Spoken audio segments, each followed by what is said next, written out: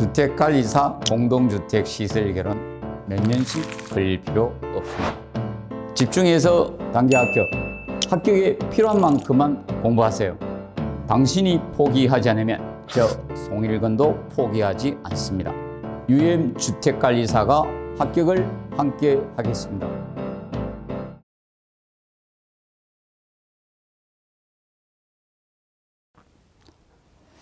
자, 이번 시간은 61번부터 풀어보도록 하겠습니다. 자, 급수 펌프 한 대에서 두 대로 병렬로 연결하게 되면 운전 시 나타나는 현상으로 옳은 것은 네 가지로 나옵니다. 단 펌프의 성능과 배관 조건은 동일하다라고 규정해 놨습니다. 자, 그런데 이렇게 되면 병렬로 연결했을 때 보통 어떤 손실수든 이런 걸 전혀 고려하지 않고 이렇게 했을 때는 기본적으로 우리가 병렬로 연결했을 때는 유량이 2배 증가된다 이렇게 하지만 지금 이제 그런 조건이 없죠. 그래서 그런 거 고려를 해야 된다는 겁니다. 그럴 경우는 유량하고 양정이 모두 증가되나 증가폭은 배관계의 저항 조건, 마찰 손실 수두나 이런 것 등에서 조건에 따라 달라질 수밖에 없습니다. 그럼 그런 걸 전혀 고려하지 않았을 때는 2배가 성립되고 이렇게 됩니다. 그런데 그런 조건이 고려하지 않는다는 것이 전혀 없죠. 그렇기 때문에 4번이 정답이 되겠습니다. 그리고 62번 문제 보시면 급수 설비에 관한 내용으로 옳지 않은 것은 해가지고 나옵니다. 먼저 1번에 자, 기구 급수 부하 단위는 같은 종류의 기구일 경우 자, 공중용이 개인용보다 당연히 클 수밖에 없잖아요. 기본이 아닙니까? 그리고 2번에 자, 벽을 간통하는 배관 위치는 슬리브를 설치하는 것이 바람직하죠. 슬리브는 배관을 설치할 장소에 미리 철관을 묻어서 배관을 교체하는 것을 용이하게 하는 것이 슬리브였죠. 그래서 이제 하여튼 간통이라는 단어, 벽이나 바닥 간통이 나오면 그때는 슬리브를 기억하시면 됩니다. 그리고 3번, 고층 건물에는 급수 계통을 조닝하는 것이 바람직하죠. 그래서 존을 나눠서 물을 공급하는 걸 급수 조닝이라고 했습니다. 그리고 이제 4번에 펌프의 공동 현상을 방지해서 펌프의 설치 위치를 수조 수위보다 높게 하는 것이 바람직하죠. 높게 되면 흡입 양정이 커지죠. 그러면 원인이 됩니다. 최대한 낮게 처리해 주는 것이 좋습니다. 그래서 4번 지문이 옳지 않은 지문이 되겠습니다. 그리고 63번에 가스 보일러 20도씨 물을 3000kg을 90도씨로 올리기 위해서 필요한 최소 가스량은 얼마인가 물었습니다. 그리고 가스 발량은 4만 kJ이고, 그리고 보일러 효율은 90%로 가정했을 때 물의 비율은 4.2 해놨죠. 그러면 기본적으로 최소 가스량을 구하는 것은 다음과 같이 하시면 돼요. 최소 가스량 개념은 우리가 알아두실 것이 이겁니다. 자, 급탕량 곱하기 비열 곱하기 온도 차이를 갖다가 곱하셔서 급탕량 곱하기 비열 곱하기 온도죠. 그래서 해서 저걸로 나누어 주면 연료의 발열량. 그래서 거기 보시면 연료의 발열량이 가스 발열량이 나오죠. 그래서 가스의 발열량 곱하기 효율을 곱해서 나누어 주시면 되는 겁니다. 그러면 지금 이제 급탕량 개념이 현재 얼마 주었습니까? 3000이었죠? 3000. 비열 4.2. 그리고 온도 차이가 90-20을 하면 되겠죠. 20도씨니까. 그래서 해줘서 가스의 발열량 얼마가 됩니까? 4만이죠. 4만.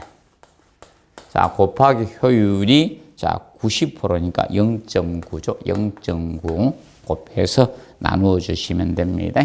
그러면 24.5 나오죠. 그래서 3번이 정답이 되겠습니다. 그리고 64번 중앙식 급탕 설비에 관한 내용으로 옳은 것만을 고른 것을 모두 고른 거 해놨죠. 자, 그러면 기억 보시면 자, 직접 가열식은 간접 가열식에 비해서 고층 건물에서는 고압에 견디는 보일러가 필요하다. 자, 직접 가열식이라는 것은 저거 했죠. 보일러에서 물을 직접 가열하게 됩니다. 그러면 고층 건물이 되면 그만큼 팽창 탱크의 압력을 받아야 되면 그만큼 고압 보일러가 필요하죠. 그래서 옳은 지문이 되겠습니다. 그리고 니은 직접 가열식은 간접 가열식보다 1번 열 효율은 높죠. 간접이 열 효율은 떨어지잖아요. 그리고 옳은 지문. 그리고 디귿 직접 가열식은 간접 가열식보다 대규모 설비에 적합하다 해서 틀렸습니다. 자, 보통 대규모에는 이 간접 가열식 형태를 쓸 수밖에 없습니다. 그래서 디귿은 X고, 그리고 직접 가열식은 간접 가열식 수처리를 적게 한다 해서 자, 직접 가열식은 보일러에서 물을 가열하니까 보일러에 스케일이 발생합니다. 그렇기 때문에 수처리를 더 자주 해 주셔야 됩니다. 많게 해야 되죠. 그래서 리얼도 X입니다. 그래서 옳은 걸 모두 것은 1번 기억 니은이 되겠죠. 그래서 46번은 1번이 정답이 되겠습니다. 그리고 65번 건축 설비 용어에 관한 내용으로 옳지 않은 거 나오죠. 자, 1번에 국보저항은 배관이나 덕트에서 직간부 이외에 구부러지는 부분이나 분기부 등에서 발생하는 저항이 국보저항이죠. 그리고 2번 소켓은 같은 간격의 배관을 직선으로 접촉할 때 쓰는 것이 바로 소켓 개념이 될 거고, 그 다음에 서징 현상이 아니죠. 배관 내 흐르는 유체의 압력이 그 온도에서 유체의 포화 전격보다 낮아질 경우 그 일부가 증발해서 기포가 발생되는 것. 이거는 공동현상이 됩니다. 그래서 65번에 자, 이 3번은 되죠. 이거는 공동현상에 대한 설명이 됩니다. 캐비테이션. 공동현상에 관한 설명입니다. 그리고 4번 비열은 어떤 물질을 질량 1kg을 온도 1도 올린 데 필요한 열량을 갖다가 비열이라고 칭하죠. 그리고 5번에 고위 발열량은 연료가 연소할 때 발생하는 수증기의 잡열을 포함한 총 발열량을 우리가 고위 발열량이라고 칭합니다. 자, 그리고 이제 66번 문제 보시면 급수 설비에 관한 설명으로 옳은 것 해가지고 나왔습니다. 자, 급수 펌프 회전수를 2배로 증가하면 양정은 보통 회전수하고 양정은 제곱의 비례의 관계였죠. 회전수하고 양정은 제곱. 그러면 2배니까 2의 제곱은 4배가 되겠죠. 4배가 됩니다. 자, 그리고 회전수하고 양수량 관계는 비례의 관계였다. 회전수가 2배 되면 양수량, 유량도 2배가 됩니다. 그런데 축동력은 세제곱에 비례했었죠. 그러면 이래서 회전수를 2배 하게 되면 바로 축동력은 2의 3승이니까 8배가 증가가 되는 겁니다. 그래서 1번 지문은 틀린 지문이 되겠습니다. 그리고 2번에 펌프의 흡입 양정이 작을수록 펌프의 흡입 양정이 작게 되면 서징 현상 방지에 유리한 것이 아니고 공동현상 캐비테이션을 방지하는 데 유리한 것이 되죠. 그래서 2번도 틀렸고, 그 다음에 3번 펌프의 직송 방식은 정전이 될 경우 비상발전기 없어도 일정량의 급수가 가능하다 해서 틀렸죠. 펌프 직송 방식은 펌프가 가동해서 직접 공급해 주는 방식이에요. 그렇기 때문에 펌프 직송 방식은 비상발전기 가동 안 되면 급수를 할 수가 없습니다.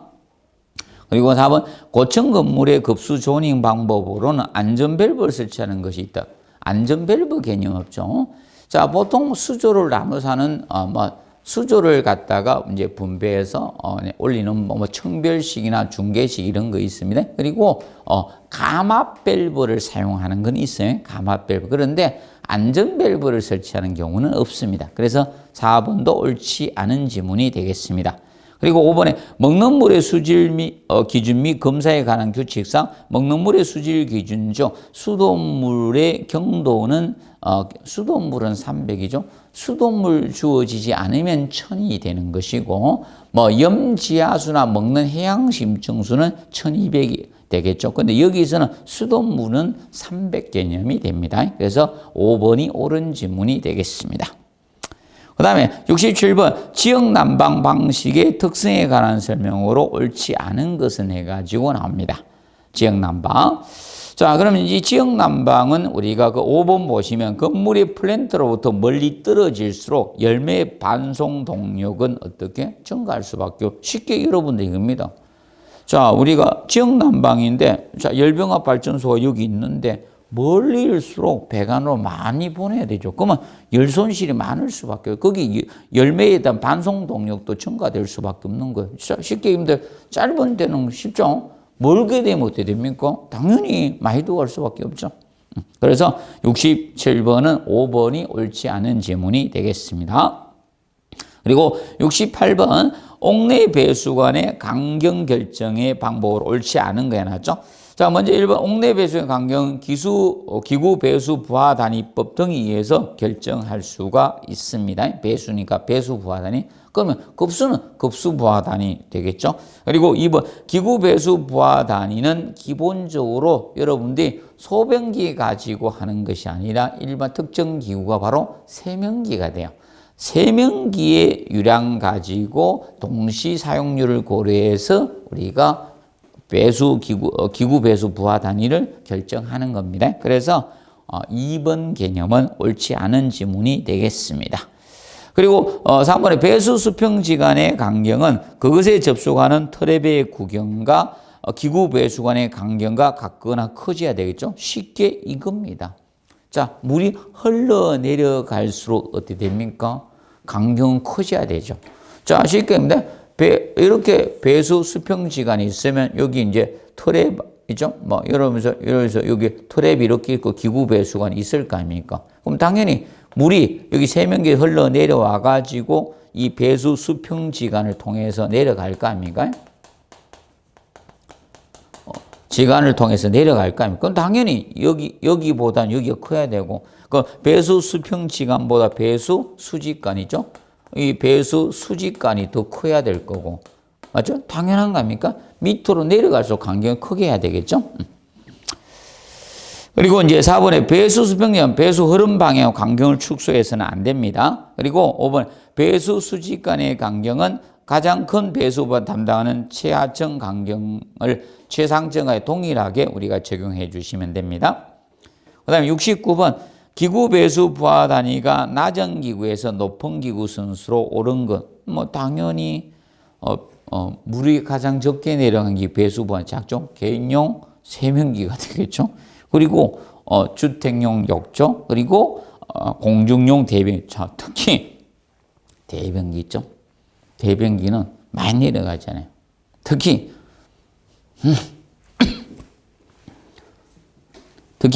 공중용 대변기는 한꺼번에 많이 넣잖아요. 그렇게 큰 거죠. 그래서 보시면 되겠습니다. 그래서 이제 69번은 2번이 되겠습니다. 자, 그리고 70번. 자, 배수 트랩의 구비 조건에 관한 내용으로 옳지 않은 것 해놨습니다. 먼저 1번에 자기 사이펀 작용이 원활하게 이루어지면 봉수가 파괴됩니다. 그러면 자기 사이펀 작용이 원활하면 봉수의 파괴 원인이 되는 것이고요. 트랩에서는 자기 세정 작용이 잘 이루어져야 돼요. 자기 사이펀 작용이 아니라 사이펀 작용은 봉수 파괴 원인이 됩니다. 자기 세정 작용이 이루어지는 것은 간 내면을 청소할 수가 있죠. 그렇기 때문에 사이펀 작용이 이루어지는 것에서 1번은 옳지 않은 지문이 되는 겁니다. 기억해 두시고, 그래서 70번은 1번이 옳지 않습니다. 자, 그리고 71번 바닥 복사 난방 방식에 관한 설명으로 옳지 않은 것은, 그래서 먼저 1번에 온풍 난방 방식보다 천장이 높은 대공간의 난방 효과가 있다 해서 옳은 지문이죠. 그리고 2번에 배관이 구조체에 매립되는 경우 열 매체의 누설 시 유지 보수가 어렵죠. 매설 배관하다 보니까. 그리고 3번 대류 난방, 온풍 난방 방식보다 실의 예열 시간이 길 수밖에 없죠. 바닥 전체를 데워야 됩니다. 물을 데워서 바닥을 고체를 가열해야 되죠. 그리고 4번에 실내 상하 온도 분포차가 크지 않죠. 그래서 상하 온도차가 가장 적은 난방이 바로 이 바닥 복사 난방이죠. 그래서 대류 난방복지의 쾌적성이 좋습니다. 좋지 않다 해서 71번은 4번 지문은 옳지 않은 지문이 되겠습니다. 그리고 5번 바닥에 방역이를 설치하지 않아도 되므로 실외 바닥 면적 이용도가 높아지겠죠. 그래서 71번 4번 되겠습니다. 그리고 72번 다음은 하수도 법령상의 내용이다. 갈로 안에 들어갈 용어로 옳지 않은 것. 그래서 1번에 자 보시면 자 나오죠. 기억에 뭐 건물 또 시설 등의 설치자 또는 소유자가 해당 건물의 시설 등에서 발생하는 하수를 유출 또는 처리하기 위해서 설치하는 배수 설비, 개인 하수도 처리 설비, 그 부대 설비를 우리가 개인 하수도라고 칭하는 거죠. 그리고 니은에 오수와 하수 유입되는 빗물 지하수를 함께 흐르도록 하는 하수 관료가 바로 함유식 하수 관로죠. 그래서 구분되어 흐르도록 하면 이것은 분류식 하수 관로의 개념이 되는 겁니다. 그래서 이것은 5번 개념이 정답이 되겠습니다. 그리고 73번 다음 도시가스 설비에서 가스 계량기 설치에 관한 내용이다. 갈로 안에 들어갈 수치로 옳은 것 해놨습니다. 자, 가스 계량기하고 전기 계량기, 전기 개폐 거리는 이거는 잘 모르면 육계장 이렇게 보면 개폐기나 계량기는 60cm 이상 이것이면 되겠죠. 그리고 절연 조치를 하지 아니한 전선은 15cm죠. 그래서 정답은 4번이 되겠습니다. 그리고 이제 74번 보시면 지능형 홈 네트워크 설비 설치 및 기술 기준에 관한 내용으로 옳지 않은 것은 그래서 먼저 1번에 통신 배관실의 출입문은 폭 0.7m, 높이 1.8m 이상 문틀에 4척 치수해야 된다. 그래서 옳은 지문이죠. 그리고 2번 중형주택 이상의 무인 택배함의 설치 수량은 세대수의 15에서 20%가 되죠. 소형주택이 10에서 15%였습니다. 건장사항이었습니다. 그리고 3번에 차수판이나 차수막을 설치할 때 통신배관실의 문턱은 최소가 얼마다? 50mm 이상이 되죠. 그래서 3번 지문이 옳지 않은 지문이 되겠습니다. 그리고 4번 단지 네트워크 장비는 집중군의 통신실 또는 통신배관실에 설치해야 됩니다. 통신과 관련 실에 설치 의무죠. 그리고 5번 가스 감지기는 LNG의 경우는 천장 쪽, 공기보다 가벼우니까 LPG는 공기보다 바닥 쪽에 설치해 주시면 됩니다. 자, 그리고 이제 75번에 지능형 홈 네트워크 설비 설치 및 기술 기준에 구분하고 있는 홈 네트워크 사용 기기가 아닌 것. 그럼 무인 택배 시스템은 사용 기기가 맞죠? 그런데 세대 단말기 나오죠? 세대 단말기는 바로 홈 네트워크 장비에 해당이 됩니다. 그래서 75번은 2번이 자, 그죠? 그래서 이제 세대 단말기는 우선 홈 네트워크 장비입니다. 홈 네트워크 장비에 해당이 됩니다. 장비. 그래서 75번은 2번이 정답 되겠습니다. 그 다음에 76번 보시면 자, 옥내 배선공사에 관한 내용으로 옳지 않는 것. 자, 1번 금속관 공사는 철근 콘크리트 구조의 매립 공사에 사용한다. 자, 유일하게 매립 공사에 사용되는 것은 바로 금속관 공사밖에 없습니다. 그리고 2번 합성 수지관 공사는 옥내에 점검할 수 없는 은폐 장소에도 사용이 가능하다 해서 맞죠. 그리고 버스 덕트 공사는 공장이나 빌딩 등과 같은 비교적 큰 전류를 우리가 쓰는 때 쓰는 것이 버스 덕트. 잘 모르면 공장 빌딩. 자, 그 공장은 저걸 빌딩 큰 회사들 이런 데는 뭐를 운행한다? 통근 버스를 이용한다. 이렇게 기억하면 돼요. 버스 덕트 그렇게 기억하시면 됩니다. 그리고 4번에 금속 몰드 공사, 매립 공사에 적합하다. 그랬더니 자, 금속 몰드란 것은 이 몰드입니다. 여러분이 양면 테이프 껴서 부착하고 전선 넣고 뚜껑 이렇게 딱 덮는 게 이게 몰드예요. 이 몰드 공사는 노출 공사에 사용을 하는 겁니다. 그래서 콘크리트 매립 공사에 사용할 수가 없다. 자, 쉽게 매립 공사에 사용하는 것은 금속관 공사만 매립 공사에 사용할 수 있습니다. 그래서 4번 개념이 옳지 않은 지문이 되겠습니다. 자, 77번 바닥 면적이 100제곱미터인 공동주택의 관리사무소에 설치된 25개 조명기구를 강원을 LED로 교체해서 평균 조도가 400룩스를 확보하고자 할 때 조명기구의 개당 최소 강속은 얼마인 강속을 물었죠. 조명률은 50%고 보수율이 0.8이라고 해놨습니다. 자, 그러면 우리가 강속식이 생각이 안 날 수 있죠. 그러면 기본 조도식을 생각하시는 거예요. 조도. 자, 조도는 어느 장소에 대한 밝기가 조도잖아요. 그러면 조도하고 비례의 관계. 그러면 강속, 빛을 발한 강속은 조도하고 비례 관계가 될 수밖에 없죠. 거기 나오는 조도가 있고, 그 다음에 거기 보시면 뭐가 있는가? 조명 25개 개수가 있네. 개수하고 비례하죠. 개수가 많아지면 조도는 밝아지는 거죠. 그래서 개수 개념하고, 그리고 거기 조명률 주어졌죠. 조명률하고도 비례죠. 조명률은 작은 면에 도달하는 비율이 조명률이잖아요. 그럼 비례고, 그리고 거기 보수율 주었죠. 보수 0.하니까 보수율하고 비례 관계입니다. 그래서 이제 이 분자 올라가면 되죠. 그러면 반비례 관계에 속하는 것이 면적밖에 없어요. 바닥 면적 100이라 했죠. 면적이 넓어지면 조명이 어두워지잖아요. 그러면 이 식을 기본으로 잡고 나서, 자, 여기에서 우리가 구하고자 하는 것은 강속을 구할 때, 이게 X예요.